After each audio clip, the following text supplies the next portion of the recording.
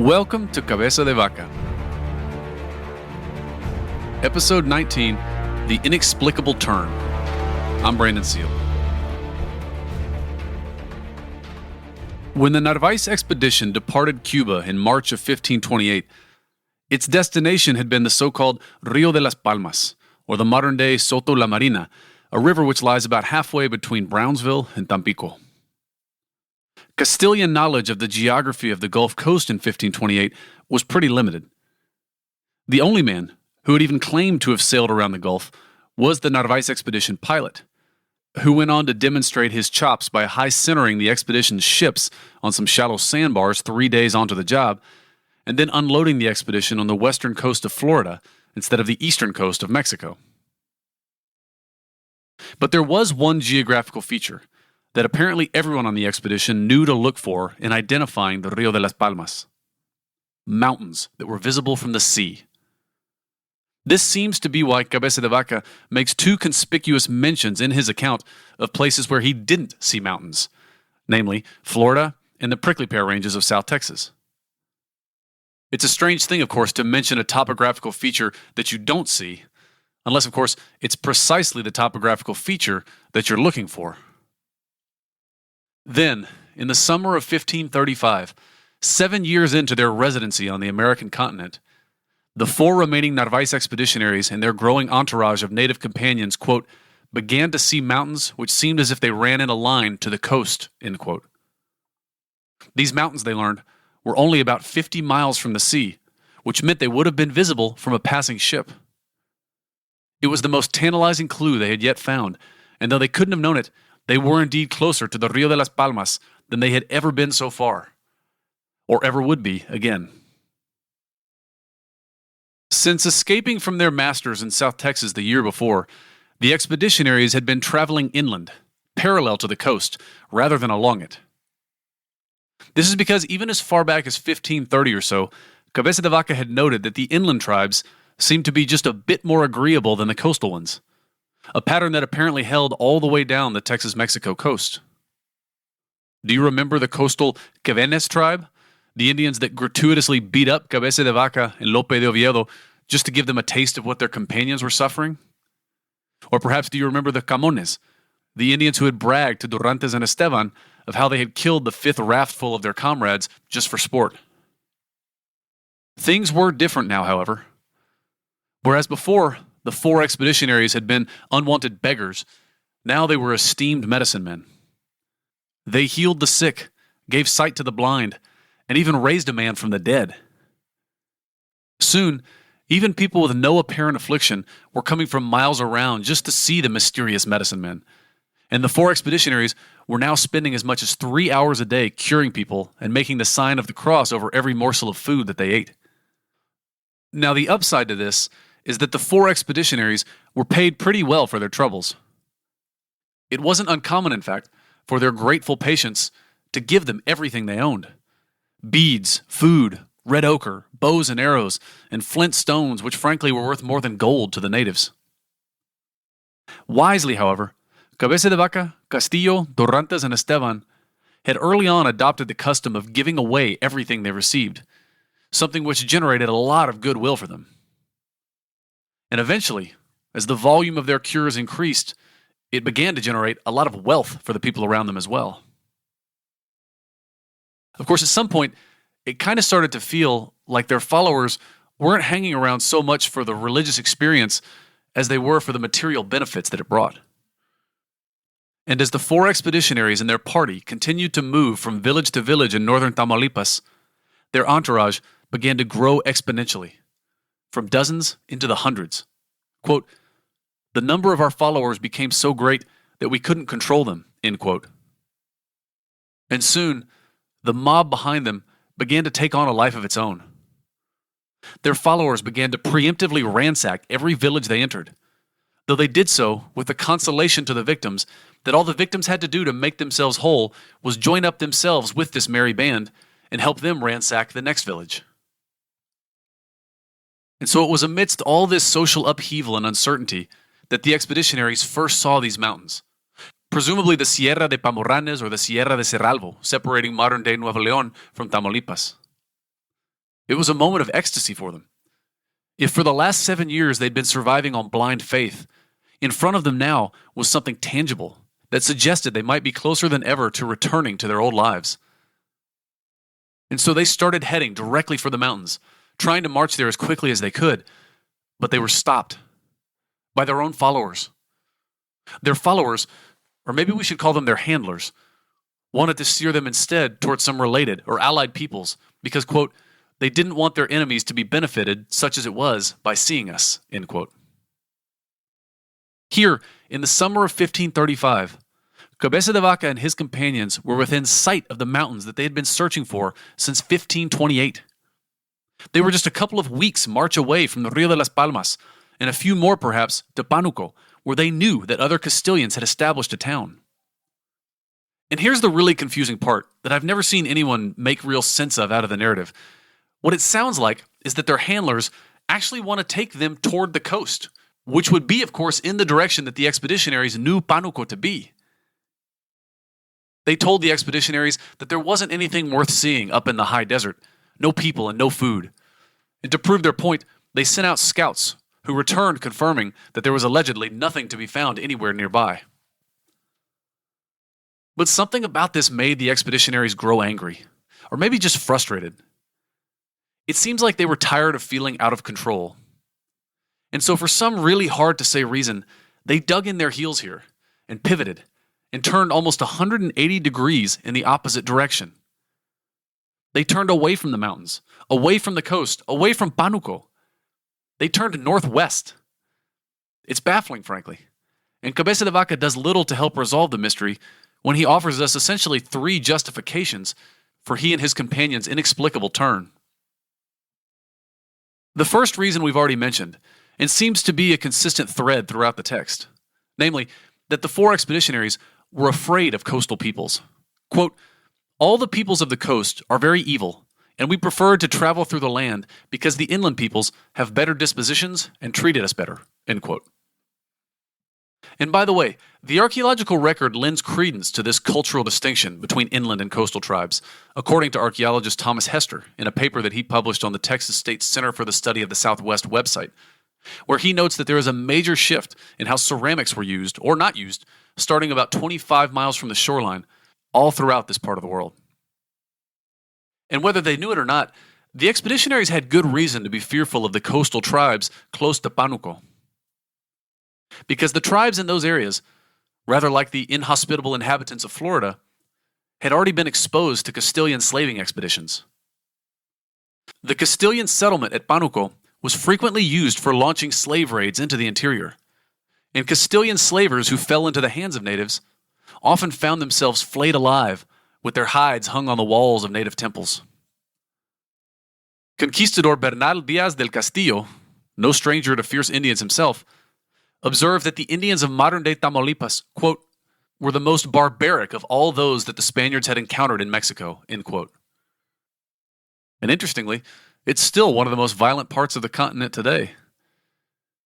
So anyway, maybe the 4 expeditionaries picked up on something sinister in the natives' insistence on trying to march them down into their relatives' lands on the coast and refused to go with them for that reason. Of course, that still doesn't explain why the expeditionaries made a complete 180 rather than just continuing inland a little bit further. And so Cabeza de Vaca offers us a second justification. Quote, ultimately, we did this because by traveling overland, we would better come to experience its details, so that if God our Lord were served by bringing one of us out and returning us to the land of Christians, he would be able to give an account of all we had seen, end quote. Now, some older, more romantic chroniclers of Cabeza de Vaca have taken this as evidence of the expeditionaries' wanderlust, their simple joy in exploring. Another line of argument chalks it up to more naked greed, a desire to discover some natural resources worth extracting before they returned home, in an attempt to win for themselves some material reward for all their suffering. And indeed, Cabeza de Vaca's narrative is filled with surveyor-style observations. He's always noting areas where there are good pastures for cattle, fertile soils for agriculture, or signs of riches to be mined. To be fair, this was very explicitly a part of his commission from the king, and when he sits down to write his narrative, he is, in his mind, fulfilling that original commission, quote, to inform us being the king, extensively and particularly of every matter, as well as all the rest you see, and that I should be informed of," end quote. And Cabeza de Vaca took his duty to his king seriously. And the third reason that he offers also supports the idea that part of the justification for their turn inland was some sense of duty. Because it's at this point in the narrative, right as they're beginning to have this tension with their followers as to which direction they should go, that they overtake two women traveling up into the mountains northwest of them. The women recognized the expeditionaries as famous medicine men and stopped, offering them everything they had, as was the custom of the region. And inside one of the women's packs was something that the expeditionaries hadn't seen since Florida: ground corn. Of course, in and of itself, the corn wasn't that interesting. The expeditionaries were no longer starving. But recall what we've said all along that corn symbolized for these men. It represented sedentary societies, the kinds of societies the Castilians could extract tribute from, the kinds of advanced civilizations upon which the Castilians' diplomatic skills and education were much more effective, and the kinds of mass populations that they might convert to Catholicism. Corn meant gold, glory, and God. And so meeting the women with ground corn in their packs was a great enticement to the four expeditionaries. They took it as a sign almost. Maybe they also recalled the gourds that they had found in the previous episode, floating down the Rio Grande, also coming in from the northwest. And so this too, by itself, might have been enough to turn the expeditionaries around away from their original goal. Of course, usually when someone offers three different reasons for why they did something, it's because they don't really have a single clear reason. And I think the cold hard fact here is that the expeditionaries still have no idea where they are. But I also think they were feeling in this moment acutely uncomfortable with the religious movement that they had set off. At first, their medicine man routine was just exhausting.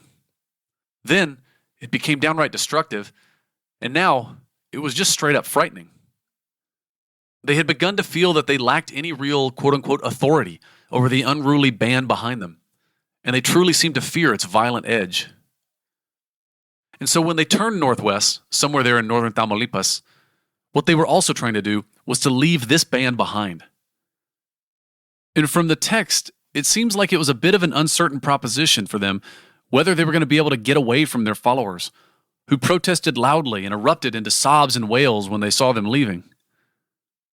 But the four expeditionaries apparently instilled enough fear in their followers at that moment that when they told them to stay back, they listened. And so here in the summer of 1535, the four expeditionaries were out on their own again, for the first time in 8 or 9 months. After traveling for only 2 days, they found another quite sizable native community, despite their previous followers' insistence that there was nothing to be found by going in this direction. Now, their plan wasn't to give up the medicine man routine entirely. They just wanted to do it in a more restrained and controlled fashion. The problem was that by now their reputations preceded them throughout the entire region. And so when the inhabitants of this first village on the expeditionaries' new northwesterly route saw them, they were terrified. What they had heard was that when these four appeared on the edge of your village, you could kiss your earthly belongings goodbye, as well as any sense of normalcy. Yet they also noticed in this instance, and unlike in the stories they had heard, that these four traveled alone, with no ransacking mob behind them. And so a few of the native villagers held their ground and waited for the four medicine men to approach. As the four came forward, presumably Esteban began to speak to them. He told them that they came to spread good news and to heal the sick, that no, there wouldn't be any more ransacking. You don't need to worry about that. And so the villagers here dropped to their knees in gratitude. It's hard to tell if that gratitude came from a sense of reverence toward the four medicine men or from gratitude that they weren't going to be robbed. But in either case, the esteem that they had for Cabeza de Vaca, Castillo, Torrantes, and Esteban was instantaneous and was real. They took it so far that they refused even to drink water before the expeditionaries blessed it. Quote, "So great was our authority amongst them," end quote. And there's that word, authority. This was a powerful moment of validation for the expeditionaries. this feeling of recovering their authority, independent of any menacing mob behind them. As if to confirm this new independent authority, some local shamans came forward and gave the four 2 new ceremonial gourds, which Cabeza de Vaca claims, quote, added to their authority, end quote. The 4 expeditionaries settled into the village that evening, thinking they had regained their autonomy, righted their course, and established for themselves some measure of control over their own destiny. And yet they awoke the next morning to screams. Their old followers, it seems, had caught up to them. They too had apparently known where this village was, despite what they had told the expeditionaries. But it's the poor villagers that you really have to feel for here, because they were so surprised by the arrival of the old followers that they hadn't even had a chance to hide their belongings. And so this time, the mob took everything. Of course, explaining all the while that they were robbing them in the name of the medicine men, who were, quote, children of the sun, end quote, who came from the Seale, and, quote, that we had the power to heal the sick and to kill them, and other lies, end quote, essentially making a mockery of the authority that the expeditionaries believed they had recovered. There are 2 offhand mentions in Cabeza de Vaca's account of some principales, or headmen, if you want to call them that, amongst their mob of followers. These were the men who distributed all the booty after each episode of ritual pillaging, and it seems that these were the ones with whom Cabeza de Vaca and his companions had to negotiate in trying to set their course. Because these headmen seem to have had their own agenda. Maybe the 4 expeditionaries weren't so much the instruments of the divine as they were instruments of some very clever native headmen. Of course, it wasn't as though the 4 expeditionaries had gotten nothing out of their previous arrangement. They got food, they got protection, and they got to keep moving. And so despite Cabeza de Vaca's laments about the mob's treatment of other natives, it was a devil's bargain that he and his companions had been willing to make after almost 7 years as castaways. And maybe, when the headmen here returned with a vengeance to this new village on their northwestern course, they reminded the 4 expeditionaries of this. But this also fits with another pattern that we've noticed, that every time the 4 expeditionaries try to move along in a controlled, linear fashion, something smacks them back down. It goes back to even those first months when they were on the coast, when they made pacts with each other that they would march all the way to Panuco or die trying. It goes back to those few months the year before when they had stopped healing, when they were so scared of the powers that was welling up within inside them that they decided to try and make an honest living of it, to become artisans and to make bows and arrows and mats. And in both cases, it didn't go any better for them than this instance had, when they had tried to reclaim their independence from the group of people that, frankly, were protecting them and helping them move toward their ultimate goal. And so there's something to this idea of them having to accept that they have to give themselves over to forces that they still can't fully control, that they still are, even with their great power as medicine men, in the service of something or someone greater than them. In this case, in the service of the group of followers that probably also did genuinely look to them as spiritual leaders, even if they were getting some material benefit out of the bargain as well. And yet, the expeditionaries' little rebellion in this episode hadn't been entirely fruitless. They do seem to have won for themselves a bit more authority in front of their native followers and in front of the headmen that maybe were the ones calling the shots. And so from here on out, the 4 expeditionaries wouldn't be just carried along wherever the mob wanted to go. Their continuing forward momentum, which would only speed up from this point forward, would be the result of an ongoing, complex, and occasionally tense negotiation, to use Professor Andrés Resendez's word, between the 4 medicine men and their followers, that would keep them moving now up into modern-day Nuevo León and Coahuila. On the next episode of Cabeza de Vaca.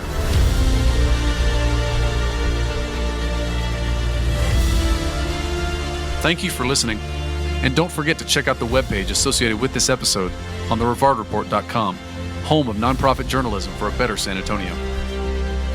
Editing for this episode was performed by Susana Canseco, sound engineering by Stephen Bennett.